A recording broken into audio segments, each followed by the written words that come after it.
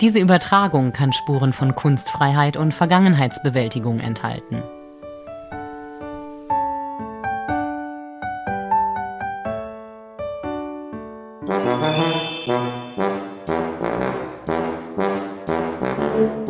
Servus, grüß euch und herzlich willkommen zur 11. Folge von Liebe.Bayern.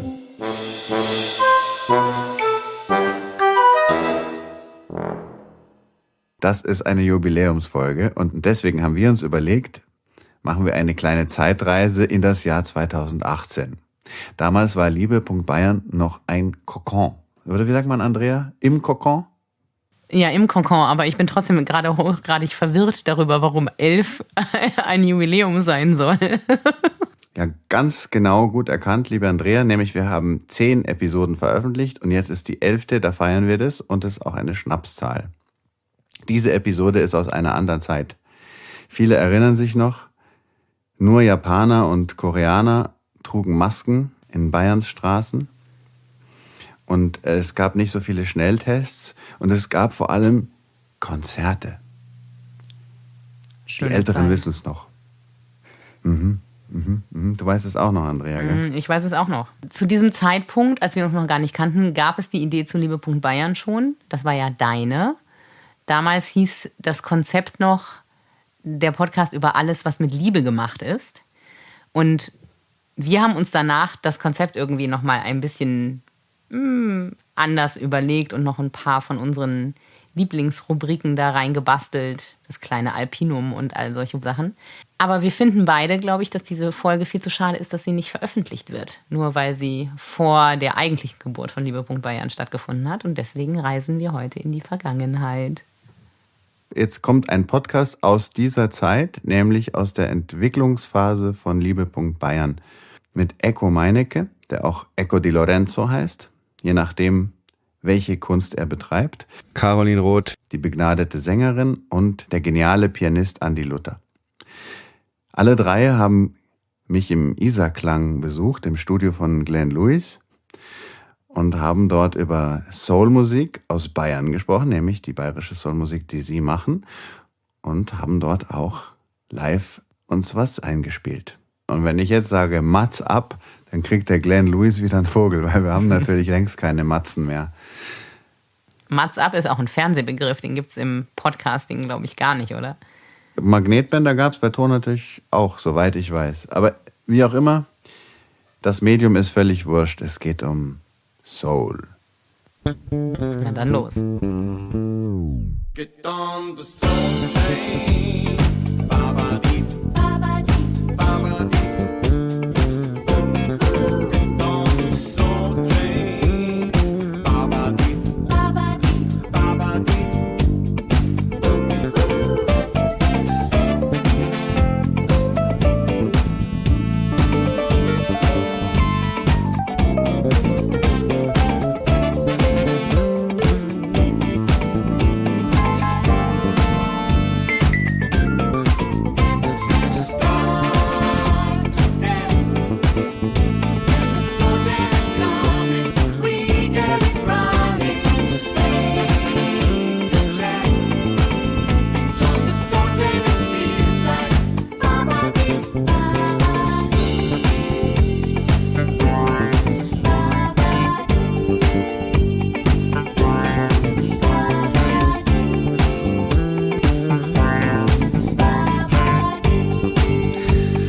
Servus und herzlich willkommen zu Liebe.Bayern, dem Podcast über alles, das mit Liebe gemacht ist. Heute die Soul-Musik mit Caroline Roth, Ecco Meinecke und Andi Luther. Herzlichen Dank, dass ihr gekommen seid.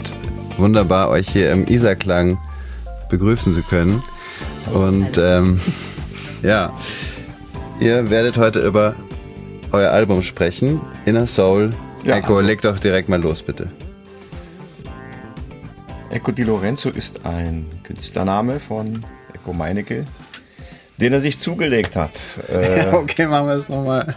Ich habe Ecco Meinecke gesagt. Das passt. Als bürgerliche Person sitzen wir hier. Also. Okay, gut. Also Ecco di Lorenzo ist heute und Ecco Meinecke, seid ihr heute beide da? Ja. Ja, ist doch schön. Ja, also Ecco Di Lorenzo ist ein Künstlername, eine Figur, die sich Ecco Meinecke erfunden hat, als er sich gedacht hat, wenn man Soul macht, hat der Name Meinecke ganz, ganz schlechten Klang international. Und deswegen gab es sozusagen die Idee, aus mir eine italo-amerikanische Figur zu machen, namens Ecco Di Lorenzo, die im Laufe von über 30 Jahren jetzt hier in der Münchner Szene verschiedene Projekte angestoßen hat. Also begonnen hat das Ganze als Quartett. Es hieß damals Soul Food und als das auseinanderging, habe ich die nächste Band genannt Ecco Di Lorenzo and His Inner Soul. Innerhalb von wenigen Jahren ist dieses Quartett angewachsen zu einer Band aus 11 Musikern und Musikerinnen. Das heißt, wenn man die große Formation heute hört live oder auch auf Album, dann hört man in der Regel 3 Bläser, 3 Chorsängerinnen, die Rhythmusgruppe und den Frontmann Ecco Di Lorenzo. Ja, es gibt allerdings noch verschiedene andere, sagen wir mal, Aggregatzustände. Es gibt eine verkleinerte Version von Inner Soul, wo sozusagen die Bläser nicht automatisch dabei sind, auch nicht der Chor, eine komplette Formation. Und das haben wir vor ein paar Jahren erfunden. Das nennt sich dann Soul Train. Wobei wir nicht nur Konzerte geben wollen, sondern wir machen die Verbindung von Konzert und DJ und Stargästen. Und das sind dann einfach so Partys, die nennen wir einfach Soul Train Nights. War neulich ein im Giersingenbräu. Da warst du ja auch dabei. Ja, war geil. Giesinger Bräu, ziehen wir das jetzt durch. Inzwischen haben wir das 9 Mal gemacht. Entschuldigung, Giersinger, das ist ein Song, oder? Giesinger Bräu. Da müssen wir schon drauf bestehen. Wer es mag. Ja, Wer es mag. ja, gell? Bisschen Tradition. Ja, schon. Ja, sehr cool. Und ihr habt also ein neues Album. Das heißt wie? Ja, ganz neu ist das nicht. Aufgenommen haben wir das Ganze 2013 im Mastermix-Studio in Unterföhring. Und das Album heißt Soul Train Baba Di. Wenn wir gleich was daraus hören, jetzt sag doch den Menschen, die noch nicht so viel mit Soulmusik anfangen konnten, worum geht's da überhaupt? Hat das was mit K-Pop zu tun? Hören wir jetzt BTS und Blackpink? Interessant, K-Pop. Wow. Meine erste Soul-Platte hatte ich von K-Tel. Nein, was ist denn Soul? Ich meine, selbst berühmte Soul-Sängerinnen wie Aretha Franklin sagen, dass man nicht sagen kann, was Soul ist. Dann hören wir es uns jetzt gleich mal an. Ja klar, warum denn nicht? Und zwar was? Ja, ich würde mal vorschlagen, Right by Your Side.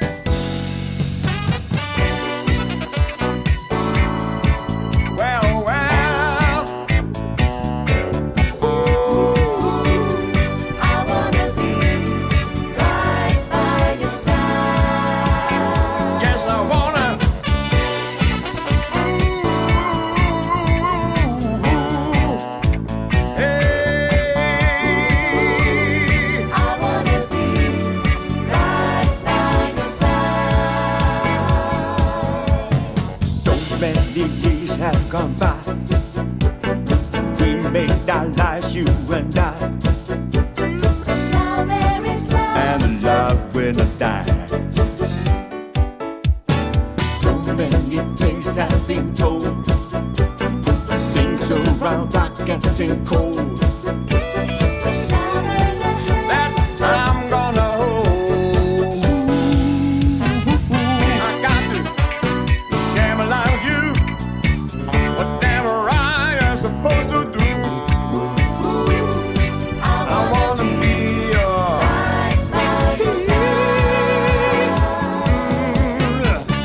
bad times gonna disappear. I feel the heat every time I'm near. I wanna be by your side.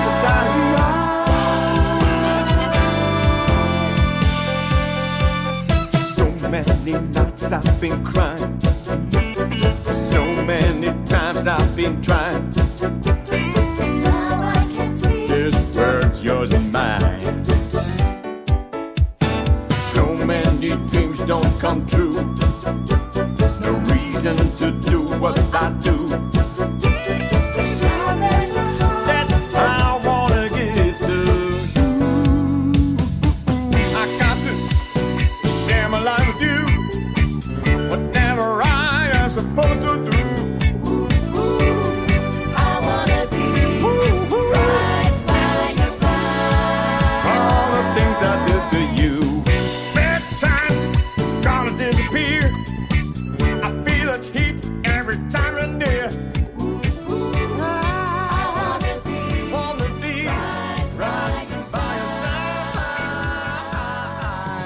So, du wolltest gerade erzählen, was für dich Soul bedeutet, Echo.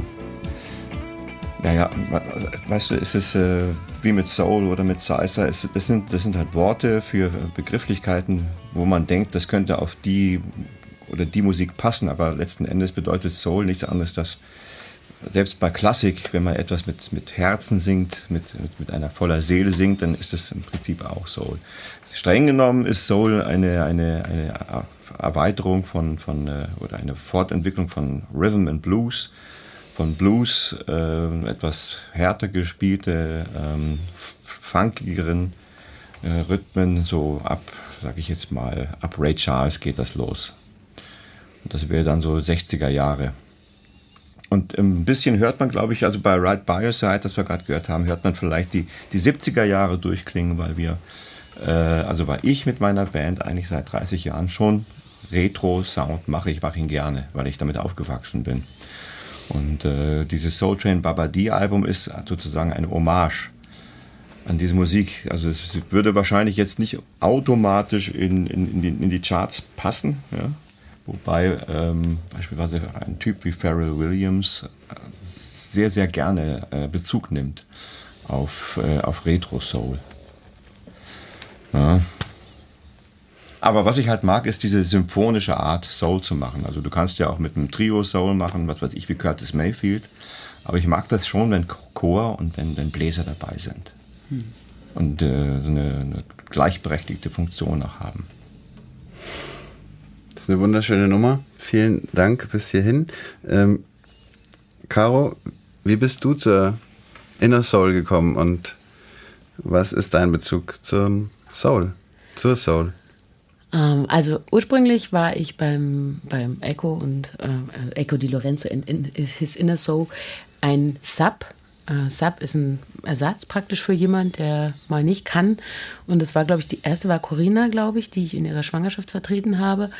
Und ich habe eigentlich für alle 3 Mädels irgendwann mal Sub gesungen, über viele Jahre hinweg, ich glaube 10 Jahre oder sowas hinweg, immer wieder. Und irgendwann hat sich halt ergeben, dass eine Chorsängerin dann auch wirklich weggegangen ist und dass ich dann fest eingestiegen bin in die Band. Und inzwischen darf ich an Echos Seite singen und darf auch Solo-Stücke singen und es ist sehr schön. Und Soul, also ich liebe diese Musik. Ich bin nicht wirklich damit aufgewachsen, aber ich habe sie lieben gelernt. Soul wird von vielen Menschen so als schwarze Musik angesehen. Soul, die Seele hat aber keine Farbe, oder? Was gibt's da? Irgendwas, was ihr daraus auch zieht in dieser Zeit? Also die gemeinsame Farbe ist, glaube ich, das Rhythmusgefühl. Dass es bestimmte Musik gibt, die dich zum Tanzen bringt. Ja. Das ist, glaube ich, wirklich die Gemeinsamkeit. Man kann sich natürlich Soul- und Jazz-Phrasen draufschaffen und aber niemals, sage ich mal, die psychische Tradition von Blues. Und das heißt aber auch, Blues heißt auch Leiden und Kämpfen. Ja? Sogar auch politisches Kämpfen von Jahrzehnten oder Jahrhunderten Sklaverei. Das kann man sich als Weißer vielleicht niemals antrainieren. Aber was uns verbindet, glaube ich auch weltweit, und das ist egal, ob du Chinese bist oder Indonesier oder Skandinavier, ist, dass wir seit 1945 gemeinsam mit amerikanischer Musik beschallt werden. Also ist es auch irgendwo unsere Musik geworden. Und deswegen glaube ich, dass man inzwischen sagen kann, nach diesen Jahrzehnten gemeinsamer Popgeschichte, Soul-Geschichte, dass man auch den gemeinsamen Soul dann hat. Also ich liebe es, oder ich möchte schon immer sozusagen die Erinnerung daran haben, wo das herkommt. Und dass es nicht nur irgendwie so Halligalli, fröhlich Party und so weiter ist. Das hat für mich auch immer eine politische Dimension, die noch nicht durchgekämpft ist, wenn man sich ansieht, wie die Vereinigten Staaten momentan aussehen und dass sich nichts geändert hat. Manche Sachen werden eher Richtung Vergangenheit wieder. Ja, so. schauen wir mal, ja. Vielleicht ist es auch unsere Zukunft. Wir haben in Bayern das Polizeiaufgabengesetz, da kannst du wahrscheinlich genauso schnell im Gefängnis landen wie in den USA. Ja, ich sag dazu nichts, denn wer weiß, wer das jetzt gerade hört. Ich würde gerne nochmal Musik von Inner Soul hören. Was hättet ihr denn noch dabei? Ja, du, wenn es mal richtig retro sein soll, es gibt da ein Gerne. Lied, das nennt sich Gibson 335. Das ist eine Gitarre, die ich mir gekauft habe. Aus Liebeskummer damals. Aber es ist so ein richtig geiles Gerät. Gibson, a reissue 55. I knew that I would get one someday in my life. Well, I spent my very last dime. What you say? Don't you look fine? Well, I ain't gonna play with a woman wasting my precious time. I wound me up the 6 strings now, letting the good times roll. She's telling me sweet things now. I gotta listen to a call. When you're down, she makes you high. That's the reason why I bought me a brand new Gibson 335. 335.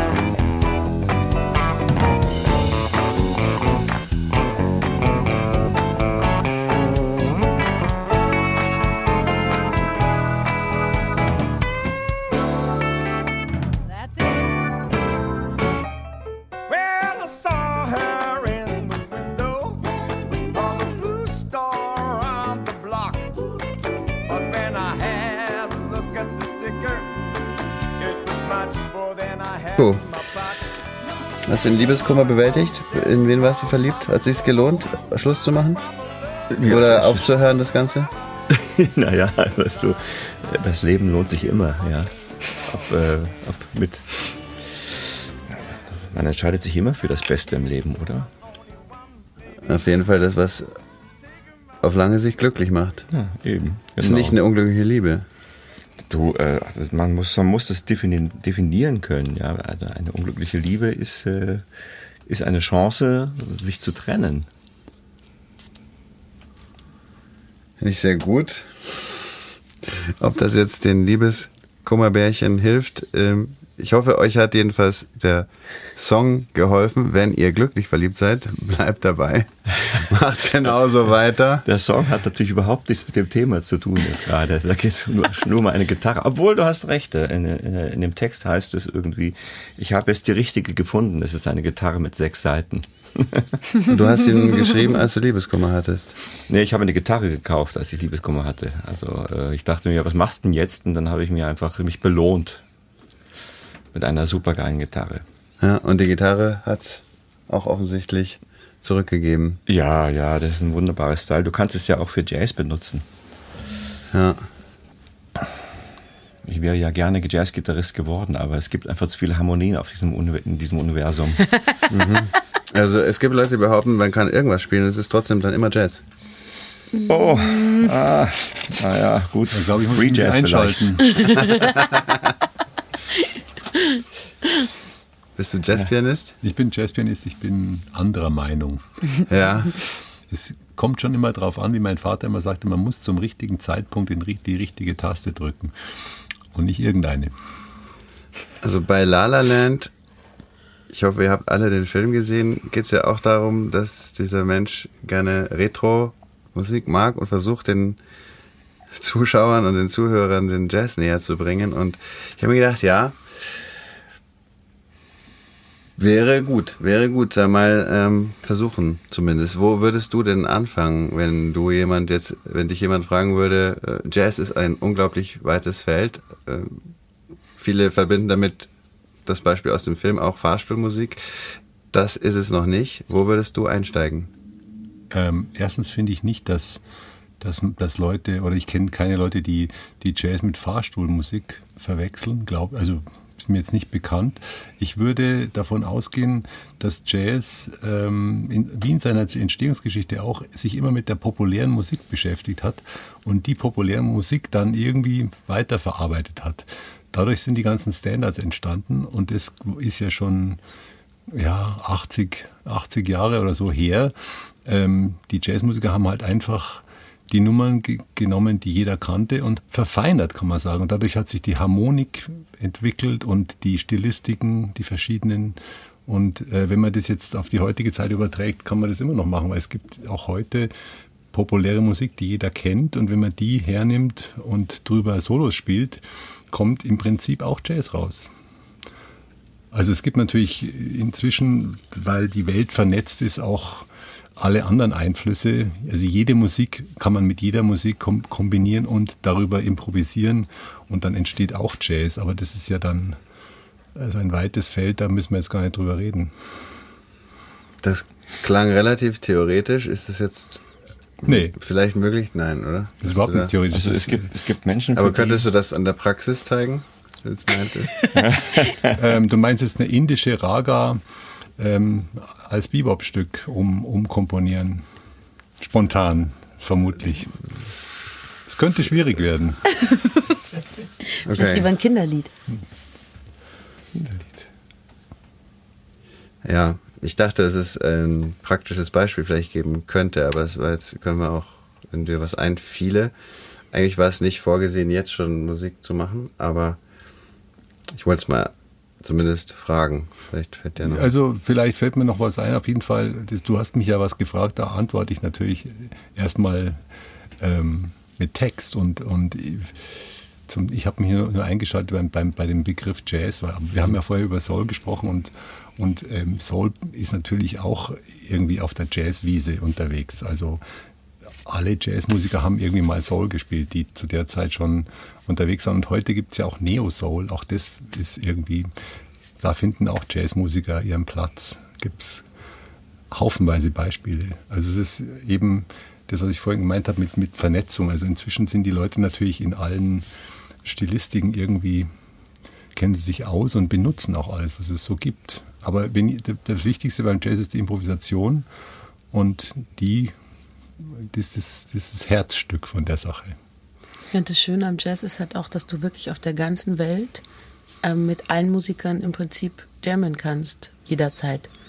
Wenn du einen Song zum Beispiel einfach ausmachst und dann jammst du den zusammen. Und das ist egal, ob die deine Sprache sprechen oder sonst was, du kannst miteinander Musik machen, sofort eigentlich. Das ist echt schön. Gilt jetzt theoretisch natürlich für den Rock auch.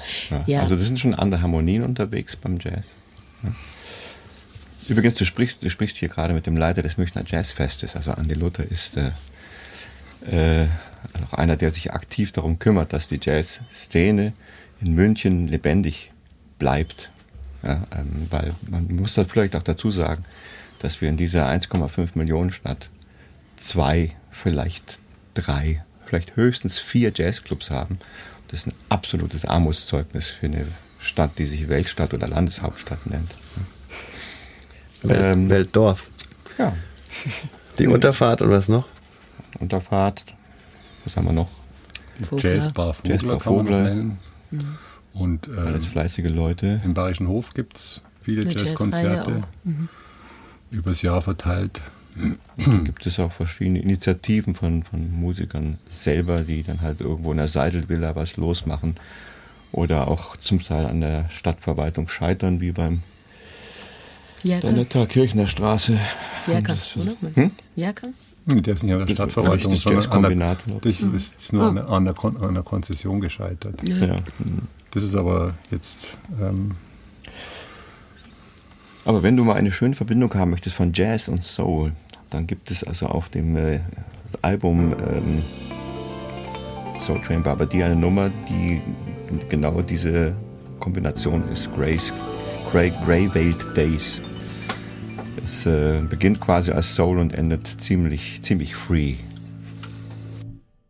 When the days grow cold and gray, and the time just fades away. Das ist so ein geiler Song. Loneliness crawling Ja, der ist echt that toll. are falling down to the ground. Everyone starts to scarf their throats, bundled up in close, tight coats. Streets are all veiled, high hopes are for sale, and who am I? Yesterday seems far away. I've been like a dragon, nowhere's bane. My strongest rap has lost its rhyme, and memories ain't worth a dime.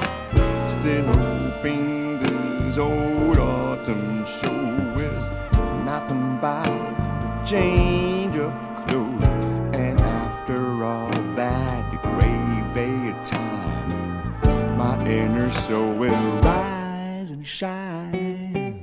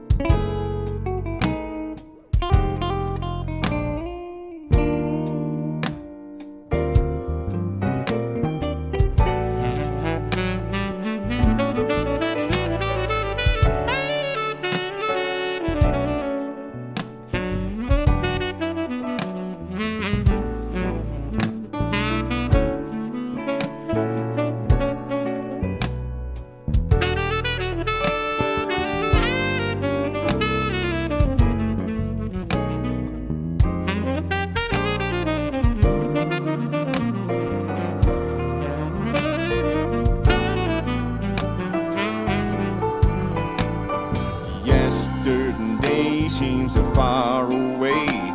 I've been knocked back and nowhere's been. My strongest rap has lost its rhyme, and memory ain't worth a dime. Still hoping this old autumn show is nothing but a change of clothes.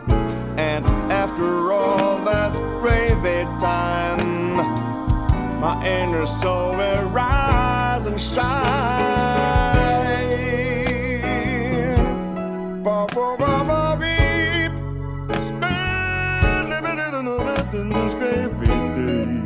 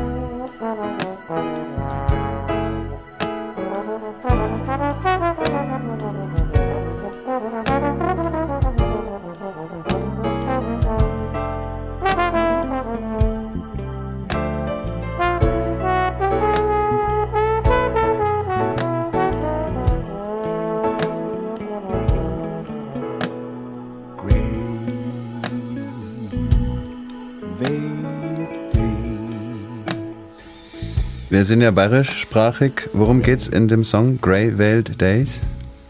In Grey Weight Days geht es um, wo man am Fenster hockt und die Welt draußen nur noch so wie ein Puppentheater sieht, das selbst und allein vor sich hinspielt, während man selbst gar keinen Bezug mehr dazu hat, so das Gefühl hat, nicht dazu zu gehören, weil dich alle Plätze quasi an eine ehemalige Beziehung vielleicht erinnern. Ist ja meistens so bei so einer Übergangszeit. Und das Ganze ist halt mit Herbst verbunden, wo ich dann sozusagen hoffe, dass es nur diese Umzugsmaskerade ist, wo sich sozusagen die Welt neu kostümiert. Ja, das heißt, die Blätter fliegen vom Baum runter und irgendwann ist dann dieser Kostümwechsel abgeschlossen und ein neuer Abschnitt beginnt. Neuer Abschnitt beginnt jetzt auch im Podcast. Es gibt, wenn man verlassen wird, manchmal gibt es Sachen, die einem so ein bisschen durch die schwersten Momente tragen. Ist dann vielleicht die Person, die man liebt, ist dann nicht mehr da, aber es gibt dann vielleicht irgendwas, was einem trotzdem hochzieht. Was wäre etwas, was du liebst, Caroline? Was kannst du zu uns sagen? Was ist etwas, was dich dann auch trägt, wenn es mal nicht so sonnig draußen ist? Naja, also ich liebe natürlich meinen Job, ich liebe Singen, aber ich liebe auch Salsa-Tanzen. Das zieht mich ziemlich hoch und wenn es mir nicht gut geht, hilft mir das sehr. Einfach die Bewegung und Tanzen und ja, und selber singen. Also manchmal ist ja auch selber singen so ein bisschen Therapie. Entweder Texte schreiben oder auch einfach die Sachen singen. Kann jeder singen? Also nicht jetzt unbedingt auf der Bühne, aber ist das etwas, wo du sagst, sollte jeder Mensch mal machen? Und nicht nur beim Fußballstadion so ein bisschen grölen, sondern... Also singen macht glücklich, das ist bewiesen von den Hormonen und so, wissenschaftlich bewiesen, genau. Auch im Fußballstadion singen macht glücklich. Kommt drauf an, ob man gewinnt, ja. Ja, aber ich meine, man sieht ja, wie das auch funktioniert. Das ist total faszinierend, wie plötzlich Menschen, die nie singen, plötzlich singen können in Gemeinschaft dann da. Gut, manchmal ist es nur Grölen, aber es ist trotzdem, es ist laut rausgesungen. Das ist sehr faszinierend, was oft die Menschen so auf der Bühne oder im Gesangsunterricht nicht so können, was wirklich dieses aus sich rausgehen und laut singen. Vielleicht spielt da natürlich auch der Alkohol manchmal ein bisschen eine Rolle, aber genau, aber es kann jeder singen natürlich. Manchmal klingt es halt schöner und manchmal weniger schön. Und ich denke, es sollte jeder singen, weil es tut wirklich gut. Wann hast du damit angefangen? Also so, dass du dann als Kind singt man vielleicht, ich hätte gern mehr das, mehr jenes, Schnuller oder irgendwas, aber das ist dann auch aus der tiefsten Seele, was Kinder so teilweise machen. Aber jetzt singen im Sinne von Musik machen, wie kamst du dazu und wie hat das bei dir angefangen? Also ich habe anscheinend schon immer gesungen. Meine Mama hat mir erzählt, dass ich irgendwann mit 7 gesagt habe, ich möchte jetzt in den Chor gehen. Vielleicht, weil ich meine Eltern gesehen habe, die im Kirchenchor aktiv gesungen haben und ich wollte irgendwie dann auch in den Chor. Habe dann 11 Jahre lang in einem echt tollen Kinderchor gesungen, wo wir ganz tolle Projekte gemacht haben, auch schon im Studio und im Fernsehen und alles Mögliche, also wirklich ganz verschiedene Sachen gemacht haben. Wir haben auch immer zur Christkindlmarkteröffnung am Marienplatz gesungen und sowas auf dem Balkon da oben und solche Sachen, also wirklich alle möglichen Dinge und das hat mir so Spaß gemacht, das war halt mein Haupthobby damals. Es war aber nicht wirklich beabsichtigt, dass ich das beruflich mache. Das hat sich dann erst eigentlich nach meinem Studium, das völlig in eine andere Richtung ging, ergeben, weil ich im Studium ein paar Leute kennengelernt habe, mit denen ich in der Band Musik gemacht habe. Und dann war ich bei einem Musical, habe bei einem Musical-Casting gemacht, war dann 2 Jahre mit denen immer wieder auf Tournee. Und dann hat sich das irgendwie so ergeben, dass ich bei der Musik hängen geblieben bin und dann das plötzlich auch beruflich gemacht habe. Und ja. Wir kriegen nachher noch eine Kostprobe von euch. Lernen kann man es bei dir aber auch. Ja. Wie heißt denn deine Webseite und wie geht es, wenn ich dann bei dir Gesang lernen wollen würde? Meine Website heißt carovox.de, also Caro mit C und VOX wie die Stimme durchgeschrieben. Und da werbe ich aber nicht wirklich unbedingt darauf, dass ich Gesangsunterricht gebe. Anfänger willst du gar nicht? Doch, also ist überhaupt kein Problem, aber ich werbe eigentlich nicht wirklich für meinen Gesangsunterricht, außer an der Schule. Ich unterrichte auch im Freien Musikzentrum, gebe da Gruppenunterricht.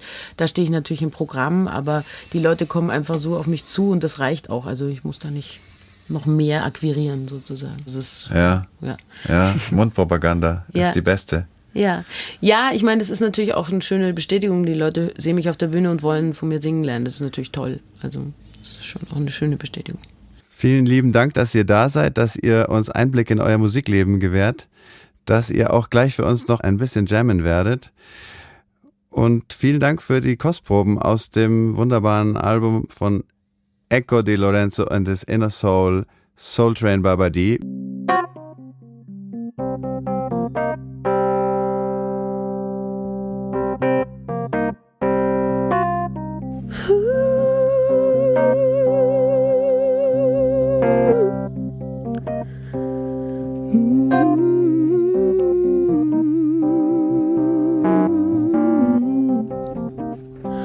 Oh, I bet you're wondering how I knew about your plans to make me blue with some other guy you knew before. Between the two of us girls, you know I love you more. It took me by surprise, I must say, when I found out yesterday. Oh, I heard it through the grapevine.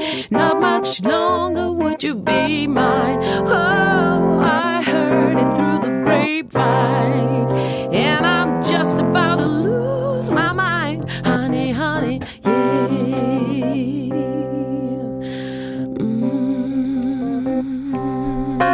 I know a man's not supposed to cry, but these tears I can't hold aside.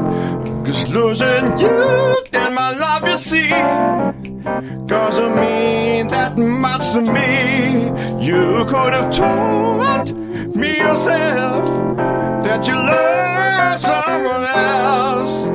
I know, heard it through the grapevine. Not much longer would you be mine. Oh, heard it through the grapevine. Guess I'm about to lose my mind. Oh, Through the grapevine, not much longer would you be my baby, baby, baby, baby, baby. I heard it through the grapevine. Not much longer would you be mine, baby. People say believe how but what you hear, girl, and none of what you see. But I can't help being confused. If it's true, please tell me, dear. Then you better let me know for the other girl you knew before. I heard it through the grapevine. Not much longer would you be mine. Oh, heard it through the grapevine. Guess I'm about to lose my mind. Heard it through the grapevine. Not much longer would you be my baby. Ooh, heard it through the grapevine. Not much longer would you be my baby. Ooh, heard it through the grapevine. Not much longer would you be my baby. Ooh, heard it through the grapevine. Not much longer would you be my baby.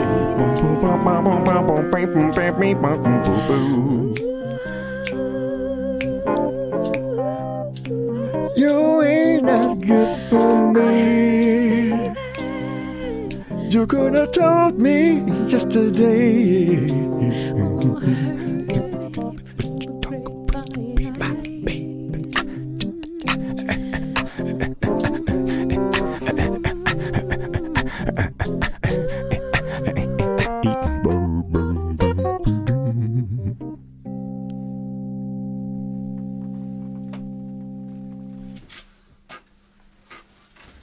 Echt cool, der Song. Super. Ich liebe es, mit Caro und Eco zu jammen. Yeah. Das ist eine Aussage, ne? Das war das erste Mal überhaupt, dass wir es gemacht haben. Danke, Stefan, für die Gelegenheit. Vielen Dank, liebe Caroline Roth. Vielen Dank, lieber Andi Luther. Vielen Dank, lieber Eco Meinecke alias Eco di Lorenzo.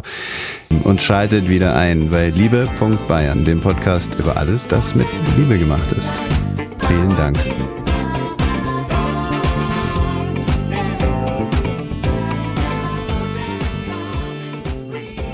Das war eine Pilotfolge aus den ganz frühen Anfängen von Liebe.Bayern. Und natürlich spielen Echo, Caro und Andi auch weiterhin. Wir haben für euch ein paar. Ja, weiterhin ist natürlich gut, Andrea. So ein bisschen Lockdown dazwischen. Deswegen haben wir auch so lange gewartet, bis wir diese Sendung aus dem Hut zaubern. Ja, jetzt nicht nur spielen wegen wir der weiter. Schnapszahl, sondern jetzt sensationell, wirklich, also alle scharren schon mit den Hufen und rasseln mit den Rasseln. Jetzt gehen wieder Konzerte und das Leben blüht so langsam wieder auf. Den Echo könnt ihr hören am 17. September 2021. Städtel-Musikanten, Städtel, Jiddisch geschrieben, S-H-T-E-T-L, Musikanten, Quartett München in der Open-Air-Bühne im Innenhof der Alten Münze, 17. September 2021. Und wer jetzt den Stift fallen lässt vor lauter Jiddisch, sei ganz beruhigt, in der Info stehen alle Links und auch auf der Webseite vom Echo, echoland.de. Und 28. Oktober, 28.10. Echo Meinekes Solo-Kabarett. Das Thema ist gegessen im Theater im Schlachthof, auch in München. Und Caro könnt ihr hören unter anderem am 29.07. mit CST im Gutschloss Sulzemoos, am 10. und 18. August und am 7.9. am Kulturstrand in München. Und noch mehr Termine gibt's auf www.caro-vox.de. So, und jetzt haben wir natürlich, weil der Echo wirklich ein 1001-Sasser ist, am 7. November gemeinsam mit dem Andi Luther. Da gibt es die Chansons, die ihr gerade gehört habt. Spielt er gemeinsam mit Andi Luther in Haar im kleinen Theater aus dem Album Blattgold. Genau. Und wir hoffen, ihr geht hin, feiert mit diesen Bands und schaut euch das Kabarett an, habt ganz viel Spaß dabei und genießt den Sommer. Pfiat euch. Bis zum nächsten Mal. Danke fürs Zuhören und bis bald bei Liebe.Bayern. Pfiat euch.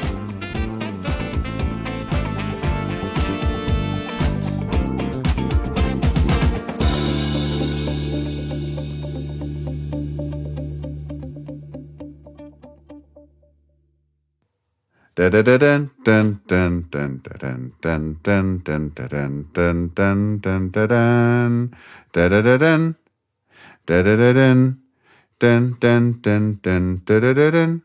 da